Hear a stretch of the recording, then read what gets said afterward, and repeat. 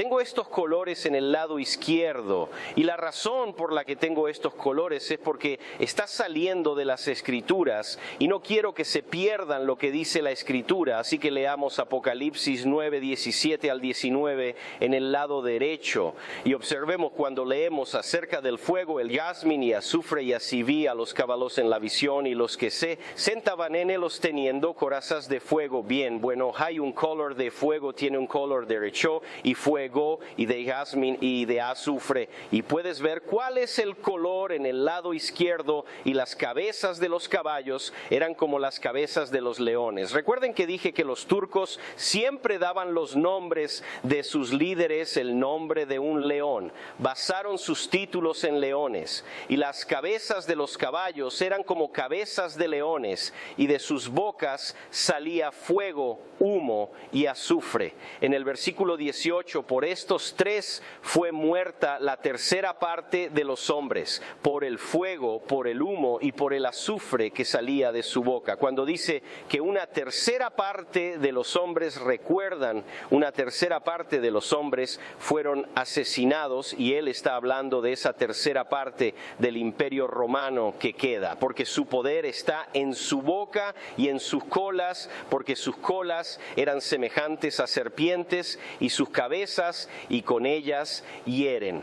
Voy a leer aquí de nuevo, quiero que retomen algunos de estos símbolos porque vamos a ver algo muy interesante aquí. Así vi a los caballos en la visión y a los que se sentaban sobre ellos, que tenían corazas de fuego, jazmín y azufre, y las cabezas de los caballos de donde salían las cabezas de los leones, y de sus bocas salía fuego, humo y azufre. Y por estos tres fue la tercera parte de los hombres muertos por el fuego y por el humo y por el azufre que salía de sus bocas, porque el poder está en su boca. ¿Por qué? Porque el fuego salió, fuego, humo y azufre salieron de sus bocas y de sus colas. También había poder en sus colas, porque sus colas eran como serpientes y tenían cabezas, y con ellas hieren.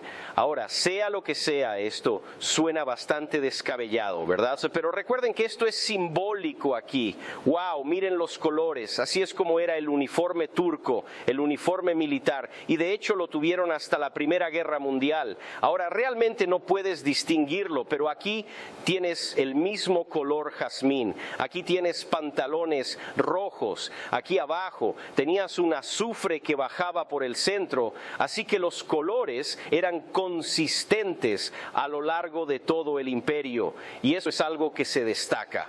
¿Podría Dios estar señalando a estos tipos para que no nos perdamos de lo que está hablando? Creo que lo está. Y aquí es donde hablé antes. Aquí teníamos Alp Arslan, el nombre literalmente significaba que león valiente, y aquí pueden verlo con esta coraza de la que acabo de hablar. Recuerden que las escrituras decían que tenía corazas. Aquí está el color jazmín, que es una especie de azul, y aquí está el color azufre, que es como un color amarillo mostaza. Así que los turcos eran conocidos por su ferocidad en la batalla, así como su malvada crueldad. Y como dije en la esquina derecha, aquí teníamos el león. Muchos líderes turcos tenían nombres que los distinguían, como el león bravo, el león heroico, etc. Una vez más, aquí se puede ver eso. Aquí tiene el fuego y los azufres con los colores. No importa de qué generación, siempre era el mismo esquema de colores. Aquí de nuevo en la imagen del medio, fíjate en los colores. Pero esclavizaron a los turcos y esclavizaron a la gente. Mandaban hombres a las galeras, tenían barcos, tomaban esclavos de los que conquistaban y los hacían esclavos en las galeras. Por supuesto que probablemente hayas visto muchas películas en las que la gente era sentenciada así. Pero las mujeres, aquí tenemos a una mujer desnuda. Aquí, en caso de que no sepan lo que es esto, pero las mujeres en realidad fueron al harén de los sultanes.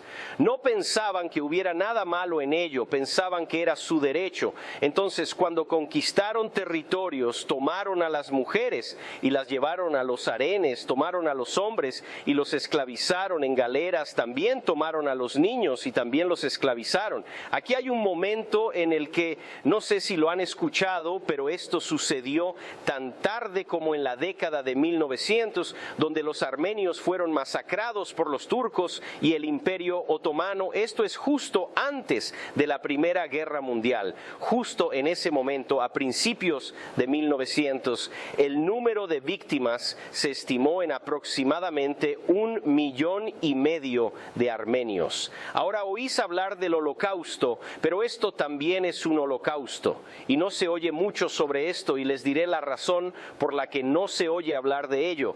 Porque todos sabemos que el Islam es una religión de paz, por eso no se oye hablar de nada, y hoy van a oír menos sobre estas cosas. Por alguna razón, nuestro gobierno quiere pintar esta imagen, que el Islam está bien, es una religión de paz. Es como si estuvieran equiparando a los musulmanes como si fueran cristianos, mientras que los cristianos reales son considerados como los malos. Es como si nuestro propio país nos hubiera dado un giro de 180 grados y nosotros somos los que estamos en el punto de mira por ser excéntricos y estamos en la lista de vigilancia. Si usted es un creyente de la Biblia y cree en la profecía bíblica, usted está en la lista de vigilancia y ellos se volverán en su contra. Ahora sé que tienen mi nombre porque lo conseguí en YouTube. Cualquier pastor, UDS, saben, los pastores son conocidos. Ahora, algunos pastores no tienen nada de qué preocuparse, pero yo preferiría tener algo de qué preocuparme y obtener una recompensa de Dios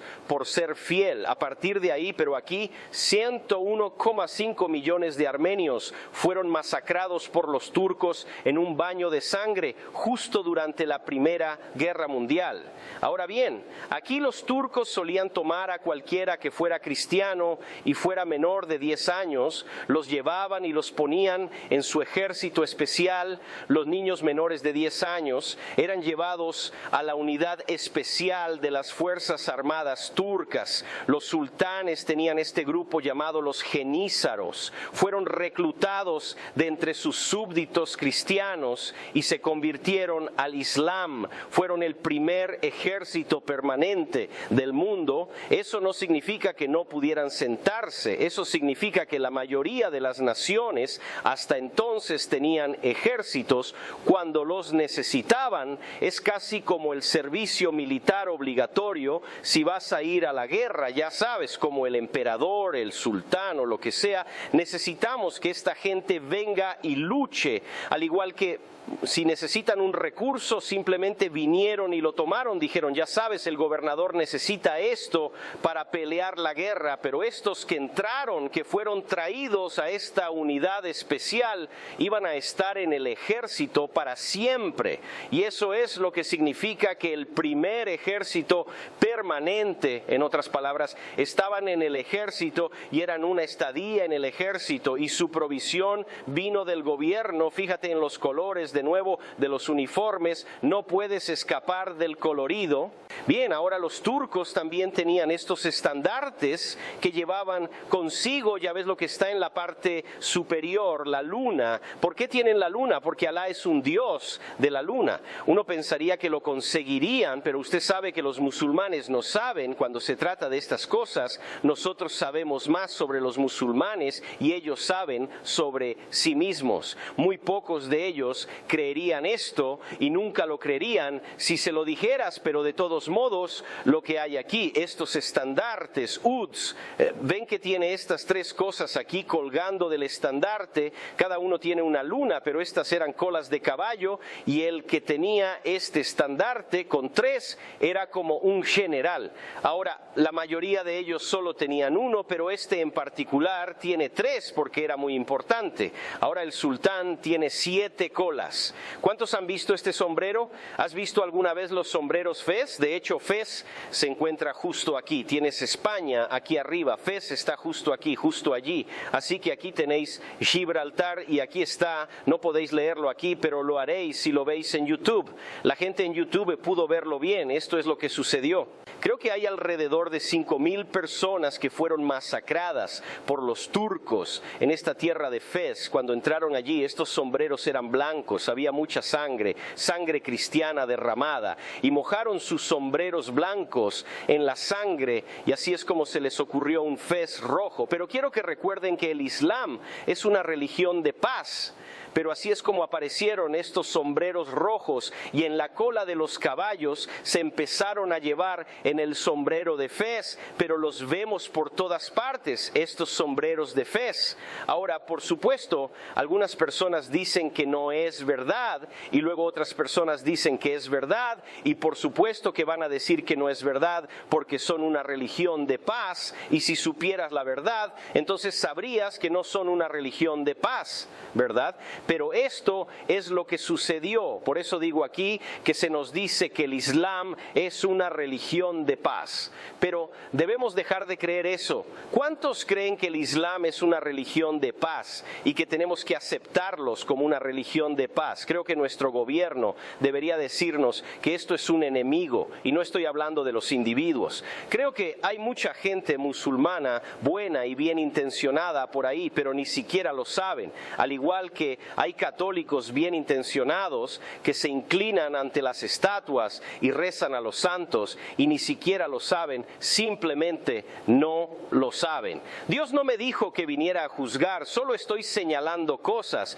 No puedo simplemente pararme allí y juzgar a cada uno y decir que este es culpable, este es culpable, este es culpable, porque realmente todos somos culpables y todos estamos llamados a que nuestros pecados sean perdonados, pero para que sus pecados sean perdonados deben venir a Cristo. Debes reconocer y arrepentirte y venir a Cristo para que esos pecados sean perdonados. Esto es solo un musulmán. ¿Recuerdas cuando hablábamos de coronas? Puedes ver la corona brillante allá arriba y él tiene el cabello largo y trenzado. No sé si tal vez sea la cola de un caballo, no lo sé, o podría ser su propio cabello. Ahora, aquí hay algo interesante acerca de lo que leemos en las Escrituras aquí acerca de este fuego y azufre que sale de la boca del león. Así que y vi a los caballos en la visión, y luego que se sentaron sobre ellos teniendo corazas de fuego en Jackson y Brimstone, y las cabezas de los caballos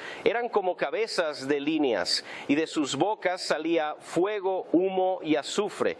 Y el versículo 18 aquí dice: por estos tres fue la tercera parte de los hombres muertos por el fuego, el humo y el azufre que salía de su boca. Verás, tengo armas de destrucción masiva. Los musulmanes eran los turcos y fueron los primeros militares en utilizar estas armas de destrucción masiva. Fueron los primeros militares en utilizar este tipo de artillería con balas de cañón de gran tamaño. Fueron los primeros en usar cañones. Las ciudades de las naciones tenían murallas fortificadas similares, y algunas incluso se consideraban inexpugnables, pero obviamente no a estos cañones. Los turcos utilizarían tales cañones para derribar las murallas. Sabían que podían derribar las murallas e invadir estos territorios usando estos cañones, y nadie más los tenía, y también los dispararon en el Calvario, también les dispararon a la infantería y nadie tuvo rival contra ellos. Es por eso que crecieron y prosperaron tan rápidamente. Ahora, ¿notan algo acerca de estos cañones? ¿Quién no ve el rostro de los cañones turcos? Tenían cabezas como las de los leones, y de la boca de la cabeza del león salían el fuego y el azufre. Tenían armas de destrucción masiva, pero también tenían estas colas de serpiente que indicaban que estas cosas tenían el poder justo en su cola, que por supuesto es donde se encendió la mecha. Esto parece ser un hecho interesante, y eso es lo que tenemos aquí. Tenemos un montón de coincidencias interesantes, y ya sabes, alguien que cree que los musulmanes eran una religión de paz podría decir: ahora mira, esto es solo una coincidencia. De todos modos, Pues las murallas de Constantinopla, ahora como un recordatorio. Recuerden que sumamos el mes y el año y el día y llegó hasta el momento en que Constantinopla fue atacada. Las murallas de Constantinopla cayeron a fuego de cañón en ese preciso momento. Una vez más, tenemos armas de destrucción masiva y se pueden ver las paredes que se agrietan y se desmoronan en el fondo. Y en la esquina derecha de la diapositiva tenemos 396 años más 121 días. Puedes calcular el día, el mes, el año y la hora, y de nuevo séllalo que Bizancio está en un calendario solar y usamos los 365 días de un año para ese cálculo. Ahora, si tomamos el primer ataque de los turcos al Imperio Romano de Oriente, recordemos que fue el 18 de enero de 1057 d.C. Si sumamos los 396 años y 121 días, llegamos al mes del 19 de mayo de 1453 d.C., que es el día exacto en que Constantinopla fue atacada por el fuego de cañón. Entonces, ¿es profecía y es cumplimiento? Yo pensaría que esto es más que una coincidencia menor. Es interesante también que durante el tiempo en que esto ocurrió, era el tiempo de la luna llena, y la gente escribió en sus diarios acerca de este suceso. Por ejemplo, hubo un médico que anotó esto en su diario y describió lo que estaba pasando, como era un momento de luna llena, y en este momento exacto, cuando la ciudad estaba siendo atacada por la noche, la luna salió como en esta imagen que muestra este eclipse lunar. Este eclipse duró 4 horas y no hubo ninguna razón aparente para que eso sucediera. Ahora bien, muchos en ese tiempo pensaron que esta era una señal sobrenatural, pero esto es lo que me parece interesante. ¿Fue esa señal del Islam una advertencia a la ciudad cristiana o el emperador cristiano diciéndoles tu tiempo ha terminado? El signo del Islam pasó por encima de la ciudad inexpugnable cuando la atacaron, la destruyeron y se apoderaron de ella. De hecho, los turcos se ven en su esquina derecha después de la caída de Constantinopla, que está en el mapa allí en Turquía. Los turcos continuaron avanzando y conquistaron la nación de Grecia. Puedes ver Grecia aquí. Los turcos continuaron conquistando otras naciones como Yugoslavia, Rumania, Bulgaria y Hungría, creo. Puedes verlos a todos. Aquí está Bulgaria y Rumanía y Hungría. Todos están ahí arriba. Yugoslavia estaba formada por Serbia y Bosnia y Croacia, creo. Esta zona se llamaba Yugoslavia. Allí está Eslovaquia. Así que ves todo esto en el mapa. Bosnia fue noticia durante la administración Clinton. Recuerden, Bosnia y Serbia, todas ellas son importantes para la Primera y Segunda Guerra Mundial. Y luego leemos aquí en Apocalipsis capítulo 9, versículo 20 al capítulo 9, versículo 20 al 21. Esto es como si Dios estuviera resumiendo la quinta trompeta y la sexta trompeta. Podemos ver por qué llegó el juicio. Ahora bien, Dios dice que el resto de los hombres que no murieron por estas plagas no se arrepintieron de sus obras. Puedes ver que es un juicio de Dios sobre los hombres por sus obras, incluyendo la preocupación de Dios, no solo por las obras de sus manos, sino también porque no adoren a demonios e ídolos de oro, plata, bronce, piedra y madera, que no pueden ver ni andar. Obsérvese que estos no fueron juicios sobre las naciones que adoran ídolos, porque todo el mundo sabe que estos ídolos son simplemente dioses paganos.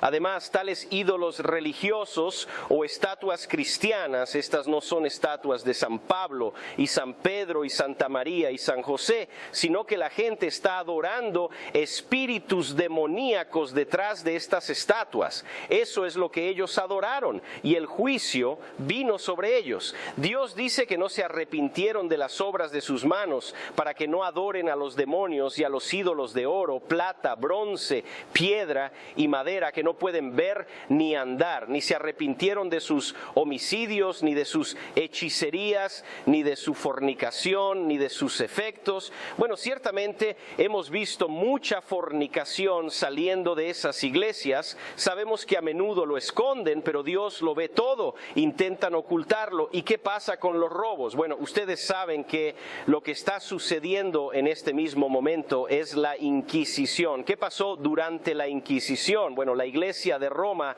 hizo un pacto con el gobierno sobre la tierra. Se reunieron con los demás líderes y monarcas. Dividieron los bienes y los bienes de las personas que fueron condenadas, dividiéndolos 50 y 50. Las personas fueron acusadas de ser culpables de un delito y sus propiedades fueron confiscadas. Sus mujeres fueron expulsadas de sus casas y no tenían forma de mantenerse. Muchas fueron obligadas a prostituirse. Las familias se encontraron con que sus hijos se habían convertido en huérfanos. A lo largo de todo el tiempo, las iglesias romanas organizadas y los reyes del reino dividieron sus propiedades y activos de 50 en 50. Eso es fraude y robo deliberado hacia afuera. Además, hubo mucha tortura dentro de la Inquisición. Fue un asesinato descarado. Ahora todavía puedes investigar algo de esto en línea o en bibliotecas. A la época se le conocía como los días de la edad oscura espiritual. Se sabe que los sacerdotes a veces tomaban la hostia de la comunión, como bendecían la hostia, diciendo que esto era la Eucaristía, diciendo que esta hostia se ha convertido sobrenaturalmente en el cuerpo de Cristo literalmente. Luego ponían la Eucaristía bendecida por el sacerdote en un medallón y luego los vendían para realizar todo tipo de magia. Por ejemplo, si lo usabas, se suponía que traías bendiciones sobrenaturales y protección física. Además, es posible que te cures físicamente si lo usas. De hecho, actos supersticiosos similares todavía se realizan hoy en día. Cuando crecí en la Iglesia Católica, hice mi confirmación y me dieron un escapulario. Bueno, me enteré más tarde leyendo sobre ello que si usa ese escapulario y muere usando un escapulario, María vendrá a buscarlo a el sábado y lo sacará del purgatorio. Ahora bien, si resulta que siempre llevas el escapulario pero lo olvidaste ese día y estás en un accidente de coche, al morir eres transportado inmediatamente al purgatorio por quién sabe cuánto tiempo. Pero si llevabas un escapulario, estás a salvo en las manos de María. Eso suena a magia. Eso no está en la Biblia. Eso es magia de algún tipo. Lo vi cuando trabajaba en el hogar del ángel de la guarda de los servicios sociales católicos. Cuando el sacerdote viene a visitar a los niños en el día especial llamado el día del dolor de garganta. Harán esta bendición en tu garganta, cruzando 2 velas en tu garganta para sanar tu garganta. Esto se hace el 3 de febrero, el día de la fiesta de San Blas, cuando la Iglesia Católica recuerda una curación milagrosa asociada con él y celebra la bendición de las gargantas con velas. San Blas había enseñado que cualquiera que encendiera una vela en su memoria estaría libre de infección y por esta razón las velas se usan en la bendición tradicional de la garganta. Pero eso no es bíblico. Ahora, la Biblia dice que hay que ungir con aceite y la oración de fe puede sanar y restaurar, pero no dice nada acerca de tomar la vela de cera y entrecruzarlas. ¿De dónde sacaron eso? Bueno, simplemente se lo inventaron. Es magia. Así que no se arrepintieron de sus demonios adoradores e ídolos de oro, plata, bronce, piedra y madera, que ni pueden ver, ni oír, ni andar, ni se arrepintieron de sus asesinatos, ni de sus hechicerías, ni de su fornicación, ni de sus robos. Y este juicio vino más o menos como las otras 4 primeras trompetas que fueron puestas contra la Roma pagana, pero el resto de esto parece haber sido en contra de los cristianos paganizados. Pero recuerde que antes de la Reforma, la mayoría estaban muy inmersos en la idolatría. Podríamos preguntarnos, ¿pero sabía la gente que estaba inmersa en la idolatría y que esto no era de Dios?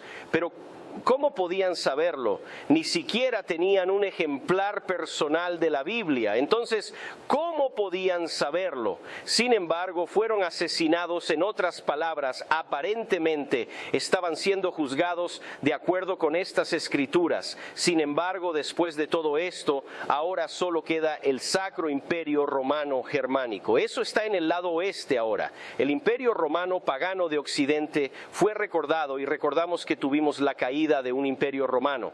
Podemos recordar que había una profecía en Daniel que Roma iba a revivir, y ellos revivieron. Podemos recordar cómo tuvimos a Carlomagno, que se convirtió en el primer emperador del Sacro Imperio Romano Germánico. Pero usted ve en el libro de Apocalipsis, aquí en el capítulo 9, que la Escritura dice que los que se quedaron no se arrepintieron. Bueno, aquí tenemos a los que se quedaron y se negaron a arrepentirse de su apostasía y de la adoración de los demonios, de la adoración de los ídolos, de sus asesinatos y sus hechicerías, de su fornicación, de sus robos. De hecho, fueron directamente a la Inquisición, que incluía España, Portugal, Francia, Italia, Alemania, etc. No cayeron con el Imperio de Oriente.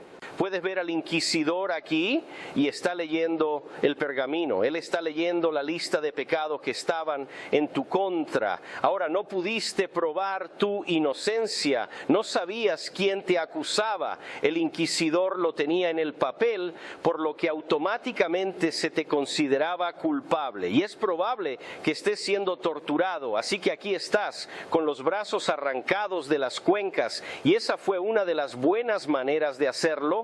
Habían inventado varias formas de tortura. Parece todo tan inimaginable ahora. Si investigas por ti mismo en Internet, es posible que aún puedas descubrir todas las diferentes formas en que podrías haber sido torturado. Espero que sepas que la censura sigue aumentando en Internet y que la historia está cambiando en función de lo que han sido capaces de alterar. ¿Por qué hemos olvidado lo que se hizo a través de la Iglesia Católica, jugando su mano con los reyes de la tierra? Pero aparentemente la mayoría de la gente no sabe nada sobre esto. De hecho, te garantizo que la mayoría de tus amigos católicos no tienen idea de lo que su iglesia hacía en ese entonces. Era la Iglesia Católica Romana que estaba de acuerdo con los monarcas. Cuidado con lo que probablemente esté sucediendo hoy entre el Papa y los reyes de la tierra. Ahora, permítanme decir una cosa buena acerca de los musulmanes que se están levantando en este momento. Verás, los musulmanes fueron beneficiosos para la Reforma Protestante. ¿Por qué? Debido a que mantuvieron a la Iglesia Católica tan ocupada en la guerra que no tuvieron tiempo de centrar su atención en extinguir la Reforma Protestante.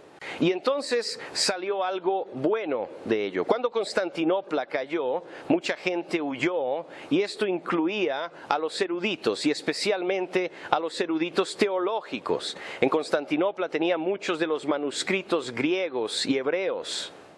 Los buenos manuscritos, no los manuscritos católicos corruptos inferiores. ¿Alguien recuerda cuando hablábamos de cómo obtuvimos el veneno en nuestras escrituras y en varias traducciones? Hablamos de la destrucción y de lo que ha estado pasando con las traducciones. Mostramos cómo comenzó todo en el principio en la antigua Roma. Incluso en ese momento Satanás estaba trabajando en Roma, tratando de destruir la palabra de Dios.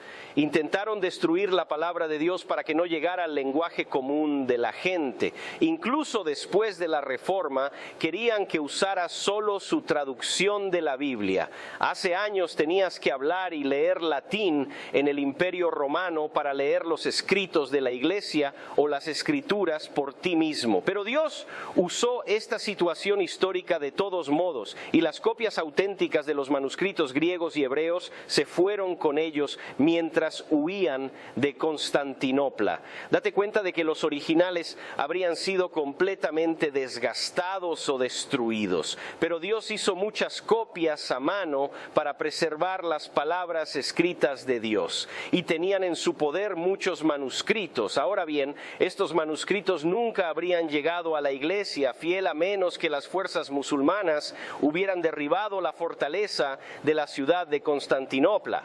Lo que siguió después fue la Reforma y luego la imprenta de Gutenberg.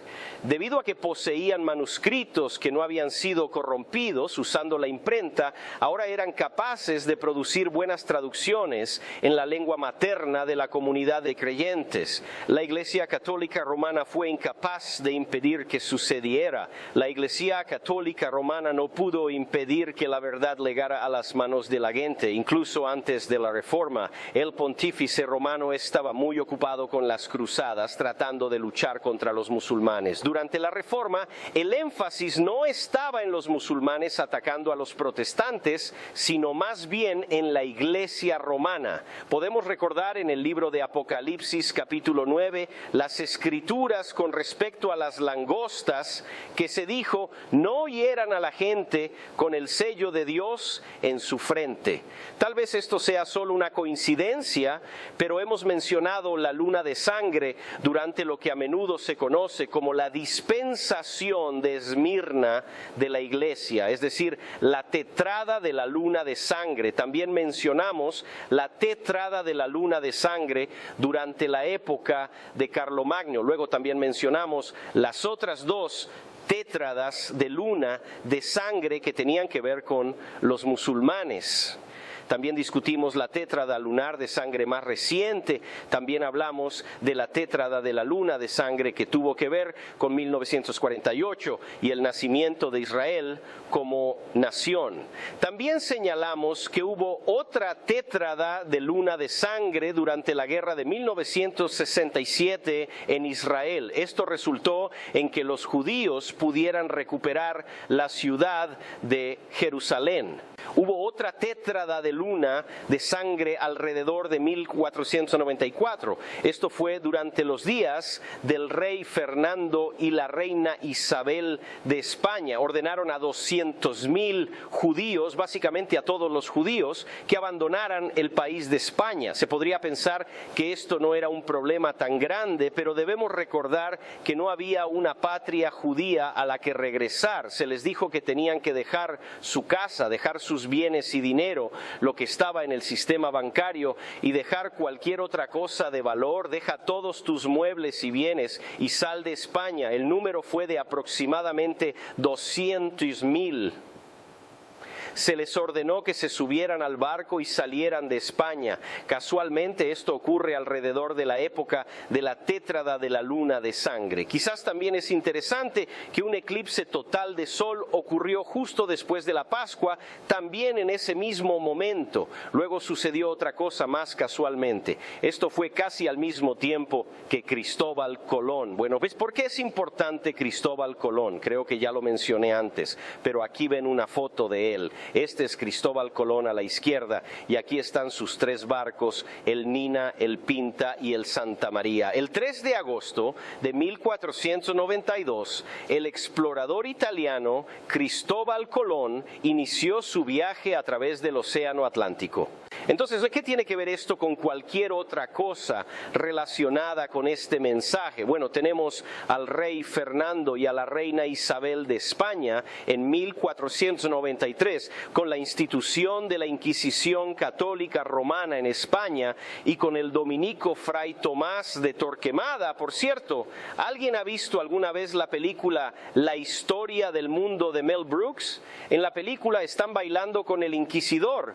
De todos modos, como primer inquisidor general, los reyes católicos siguieron una política de unidad religiosa y nacional. Aunque Isabel se opuso a tomar medidas duras contra los judíos por motivos económicos, a través de sus argumentos, Tomás de Torquemada pudo convencer a Fernando, por lo que el 31 de marzo de 1492 se emitió el decreto de la Alhambra para la expulsión de los judíos. Los judíos tenían hasta finales de julio, que eran 3 meses para abandonar el país. No debían llevarse consigo oro, plata, dinero, armas o caballos. En otras palabras, dejen todo atrás, salgan de nuestro país, no queremos judíos. Bueno, interesante, aquí viene Cristóbal Colón el 3 de agosto de 1492, debido al edicto de expulsión. Todos los judíos estaban obligados a salir de España abordando sus barcos antes de la medianoche, noche y navegando 1 o 2 horas antes del amanecer.